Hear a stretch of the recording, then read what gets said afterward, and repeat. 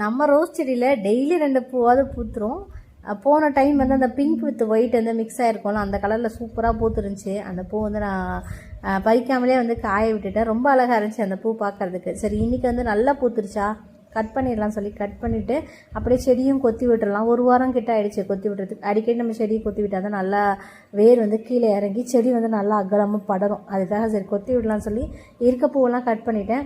அப்படியே இந்த பட்டன் ரோஸில் பார்த்திங்கன்னா ஒரு செடி வந்து நல்ல ஒரு கிளை வந்து ரொம்ப பெருசாக போயிடுச்சு. அந்த மாதிரி பெருசாக போச்சுன்னா இந்த 3 கிளையும் பாருங்களேன், அந்த மாதிரி போச்சுன்னா அதில் வந்து பூ துளிர் ஏதோ இலை மட்டும் வந்துகிட்டே இருக்கும், ஆனால் பூவெல்லாம் வராது. அதனால் அதை கட் பண்ணி விட்டுட்டோம்னா அதுக்கப்புறம் வந்து நம்மளுக்கு வேறு ஒரு கிளை வந்து வரும். நம்ம ரோஸ் மரியும் வந்து வரலட்சுமி விரதம் அன்றைக்கி கொஞ்சம் கட் பண்ணிவிட்டேன். மிச்சம் இருந்தது எல்லாத்தையும் வந்து கொஞ்சம் கொத்தி விட்டுட்டோன்னா, கொத்தி விட்டு உரம் போட்டோன்னா கொஞ்சம் வந்து செட் ஆகிடும். அதுக்காக அதை வந்து கொத்தி விட்டுட்டே இருந்தேன். இந்த ஆடி மாதத்தில் நீங்கள் என்ன செடி வச்சாலுமே வந்து ஈஸியாக வளர்ந்துடும். ஏன்னா தூரலும் இருக்கும், சேம் டைம் வந்து ஒளிச்சேர்க்கையும் இருக்கும், வெயிலும் இருக்கும். ஒரு செடிக்கு ரொம்ப முக்கியம் பார்த்திங்கன்னா தண்ணி பாய்ச்சறதும் ஒளிச்சேர்க்கையும் தானே.